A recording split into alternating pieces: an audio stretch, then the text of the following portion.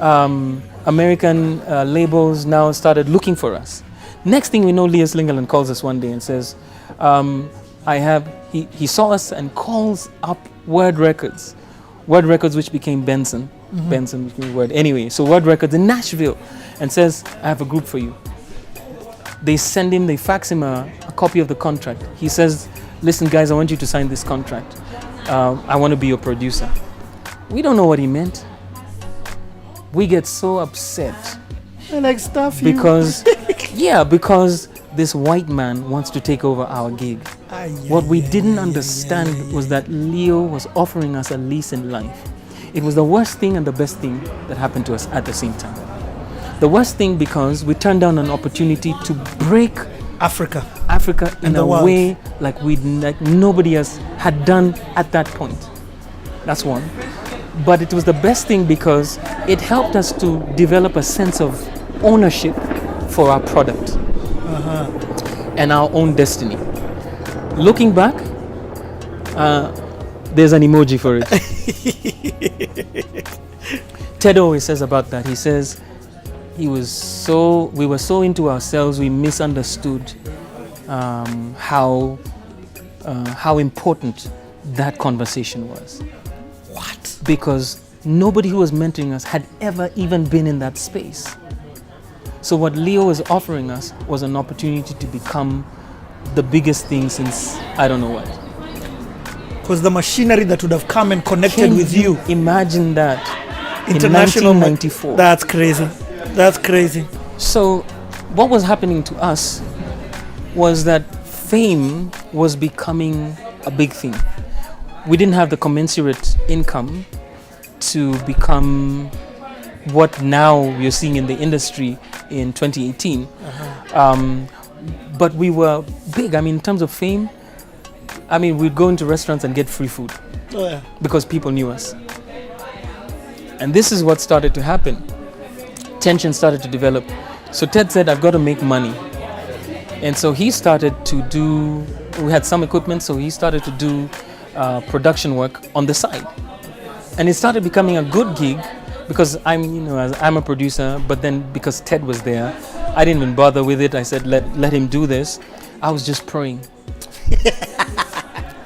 and trying to give the group some direction because this was a ministry as far as I'm concerned. So we had to fundraise and do things. But then suddenly, Ted landed a gig. There was a new studio that was starting out. It was called Sync Sounds. It was starting. Esther met a pastor who she fell in love with. And so she said one day, guys, I'm sorry, I'm going to have to leave the group because my husband is in a ministry here, so I'm going to leave the group. So now we're a trio. It's Ted, Sally, and myself, how we started out. But we can still do it because we like Shalamar. We're good. So we start work on project number 2, which was Ecstatic, our second album. Okay. Which became now an even bigger monster. So in 1995, end of 94, beginning of 95, and a new record label shows up from Germany and says, we'll sign you. So Kelele Records comes to us and says, we'll sign you. But Kelele Records came because Ted was doing a gig at Sync Sound Studios. And Sync Sound Studios, one of the directors was Emi Juma. Ahmed Juma was formerly in Safari Sounds. Yes. Safari Sounds band. Sorry, which band? Safari Sounds? What band is that? Do your homework. Safari Sounds, a gold and platinum selling Kenyan band. Gold and platinum selling. Gold. Check them out. So Safari Sounds are on sort of like a hiatus. They've toured the world and done whatever. And so now Ahmed Juma employs Ted as his in-house producer. In-house produces Ted. Ahmed Juma is doing deals because these Europeans are distributing Safari Sound music. And he says, so Ahmed says to Ted, do you have music? Ted says, of course I do. Hey Heart, here's the music. How you guys doing? And so we get signed. We sign on the dotted line. This time you didn't pull a... Hey, we learned our lesson. We learned our lesson. We did a deal with Kiarie-Milele Records, which was based in Germany, and they were taking African music and distributing in Europe. It was in the papers. Check the archives. So okay, wonderful. What does it mean to sign? What did it mean to So, sign? Okay. here's what you have. You have your product, which was hitherto in your church and a couple of schools, that is now backed by an international marketing machine. It's going to put you on platforms, in shops, in radio stations. They're going to even do the production. They're going to do the productions. They're going to do your CDs, printings. All you have to do is write the music, record it, and forward it. That's all we had to do. And so we had joint ownership of the master of the product. And so we wrote our songs. So we had the publishing for it. Nobody else wrote the songs. So Ted mostly had the publishing on this thing. So Ted made a lot. Anyway, so Ted's getting paid by Sync Sounds. So he's getting paid one side from Sync Sounds because Sync Sounds is employing him as a producer. Exactly. Then he's getting paid from the gigs that we do, the little that we get from those gigs, he gets paid. And then he gets paid from royalties that are made from the songs that he's written. So Ted is smart. I'm stupid. So, I mean, did that bring in some good money? No. And I'll say because something happened with Sync Sounds and Kiarie-Milele Records. But that's a story for another day. Yeah. But the beauty of that thing is that it introduced us. But now we were sharp. We had done studies. I'd studied a little bit more about publishing, about royalties and so on. So I knew how to get on top of that. I'd seen our lawyer. We didn't sign anything without a lawyer. So we said, hey, how much percent is these guys? You're getting 13%. At that time, TLC. I know. TLC, you might know TLC, Don't Chase, was getting 8% from Atlantic Records. I think they were signed on to. So 13%, 8%, I knew better. I said, hey, 13% is not bad. Janet Jackson was getting 30% from her record label. We weren't doing too badly. I said that I'm not Janet Jackson. I can take 13. And from the sales that we do, we still own sales from the albums that we do on this end, exactly. And they can take the royalty from this. So it was a really cool arrangement. So it schooled us in contracts. Yeah. It schooled us in contracts. A lot of us musicians and artists are clueless. So as a producer, I said, hey, I'm going to have production rights and songwriting rights on this album.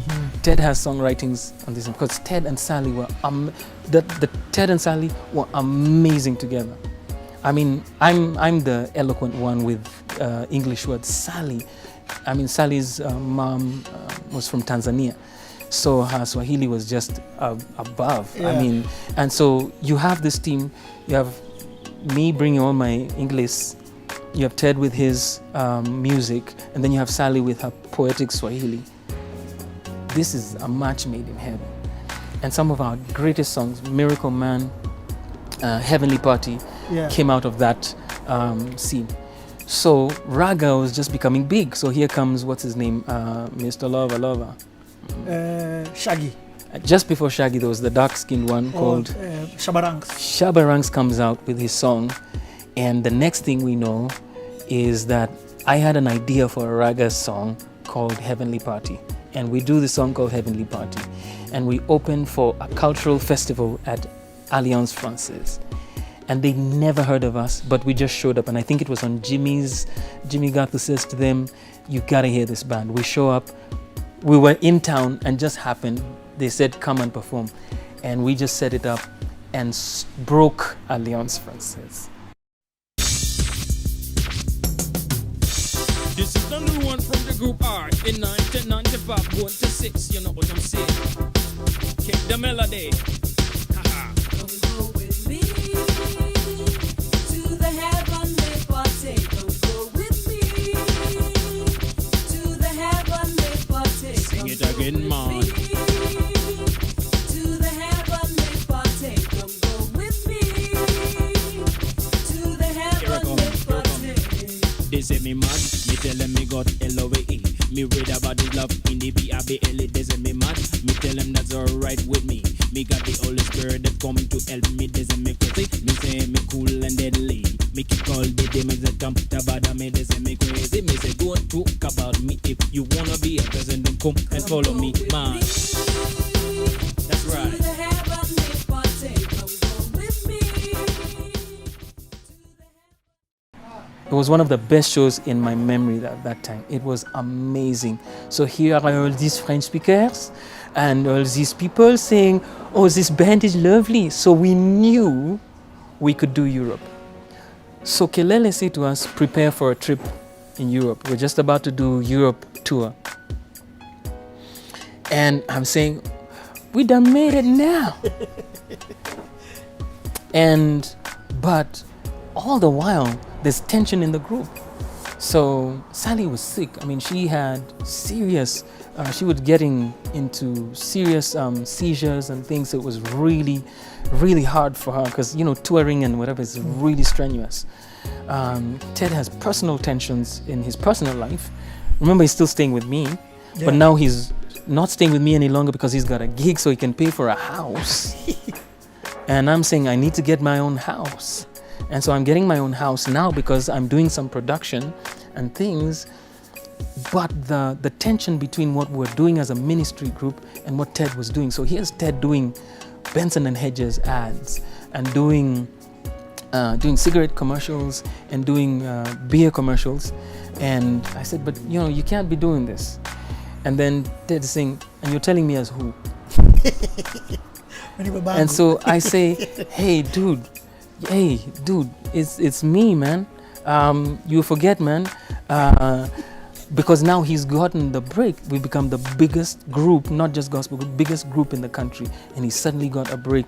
And he's saying, listen, you guys sing, I'll just produce. So you need to find another front person. So you and Sally find a front person and I'll sing. I said, what are you talking about? And I'll produce. I said, no, you are in this group.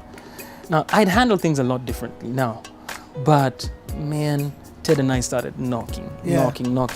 So I'd say this, I'd say north, he'd say south. I'd say east, he'd say west. And I think part of that is he was trying to really just express himself. What I must say is this, is in 1993, I think it was 93, there's a prophet who came to town from Nigeria and said, looked at Ted and said, God has told me you're going to become the Quincy Jones of Kenya. He looked at me and said, you're going to become a father and a grandfather of gospel music in this country. And just went down the line for each one of them. And he said, go and pray about this thing. There's a scroll somewhere. You need to go and read it in the spirit. You've got to go and read in the spirit. So I'd never heard anything like this. This guy doesn't know us. What are you talking about? And exactly what he said is exactly what we became. It's come to pass. Man, and then some. So the prophecy was moving in Ted's heart. He's just about to become, we didn't know he was just about to become the Ted Josiah. I didn't know I was just about to become the Peter Odera. So inevitably we're knocking. And suddenly I see that there's no third album. So by this time you've done your second album.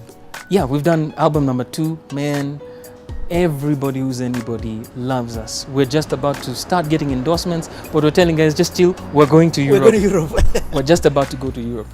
So I get this. Ted wanted to go to Europe. You all wanted to go We to all Europe. did. Yeah. So we're Okay, here. we can hold our beef for this Europe tour. Yeah, so just chill on that. One day I wake up and I just realize I want to do, my heart needs to be in ministry. I can't be 50-50. And Ted gets upset. What are you saying? Because in his mind, this is the band. Heart without Pete is not heart. Because you were the lead singer. I'm the lead singer. You were Oko Beyonce. I'm Charlie Wilson, You're Bobby Beyonce. Brown, homie. I'm Bobby Brown. Oh well, more like Ralph. Yeah. So Ted and I start to disagree, and we disagreed big time. So I said, listen, we do a last project, we'll do a launch of this project, and if it works, we do another project. That's our last project we've done because I'm out. So I say this to Ted, I have one more project. And Ted says, bleep you. So I say like, excuse me? And so we began this big fallout between me and Ted. And it just started to deteriorate. So one day I say, okay, so the band is done. Okay, we're good then. Give me, because he's the producer, he has all the equipment that we've accumulated as heart over the days. And then he's at Sync Sounds using our equipment in Sync Sounds. So I go to him and say, okay, now that you're here, give us our equipment. He says, me, give you. You talk to my boss. So I talk to the boss. I say, this is our equipment. He says, hey, that's the beef you have with Ted. And I say, you know what? He's my brother. I can't fight with him like this. I'm just gonna leave it. So I walk away. Yo, this was a big fight. It was, like we didn't agree. And so I said, man, so like I didn't talk to him like for 5-6 months or something like that. And I said, let me go and pray. So I went to see my pastor at the time. So Dr. Wale Akinyemi, my pastor at the time. So I go and see his assistant and we talk. So I see my pastors and I say, this is what's happening in the group. He says, don't worry. God knows what is happening in your life, because he had seen what was happening in my life. I didn't know that the prophecy hanging over my life was going to just now explode. So I said, okay, I'm going to go into song. I get into a depression. So I'm in my house. I lived up in Ngong over there. So I'd go and just cry all day. I was supposed to get married to this girl who I'd seen. I was seeing this girl and so she was a banker. I'm a musician. Our lives, never the twain could meet. And so it didn't work out. And so now I'm heartbroken. My band is bust. So now I'm heartbroken because I don't have a girl. I'm heartbroken because I don't have a band. I'm left with nothing. I'm at the end of myself. And I said, but what do I have? I have my voice. I have my gifts. I'm going to work my gift. I started writing again. When I started writing again, I got this idea that I will become the #1 gospel musician in the country. I'll become not just gospel musician, I'm going to start my own record label. I'm not just going to start my own record label, I am going to become the biggest success story, produce my own stuff, forget these idiots that I've been working with, I'm going to do it all myself.